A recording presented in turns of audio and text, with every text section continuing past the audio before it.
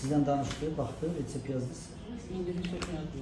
Burada yazı prosimit, panangin, kardiyomagneum, Onların hepsi manasa. var onda. Onları qəbul edirsiniz.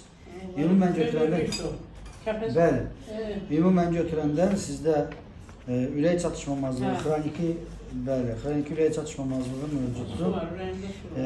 Ürəyində də su var, perikardda da su var, plevra boşluqlarında da 1 litrə yaxın su var. Yəni sizin təncə nəfəsliyi də verir yəqin ki, sizə bu uzanıb yata bilmirsiniz yəqin ki. Yox, ağız da yatıram mən yatan, arxası qatda yatır. Bax şey, ömrümdə Siz yatır. bu su ilə, bu maye ilə necə yatırsınız? Rahat. Neçə il sizdə təncə nəfəsliyi Təngə olur? nəfəs olanda Furasimidin yazıb mənə. Şey, Və bu son şəhər zamanlar bu klinikası yoxdur, mərkəzi klinika. Oradan əvvəllər də sizdə ağciyərinizdə yəni bu Yox, plevra yox. su Keçən il avqustdan dedilər, yolladılar mənə ağciyərə Zaur həkimin yanına. Bəli. Çəkdi, dedi qoy analiz götürək. Bir həftədir mənə saxladı, adını qəbul Çəkdi. etdi. Görək nə. Keçən ildə olmuşdu. Keçən il avqustun 12-sində, sentyabrın 15-də, 10-da.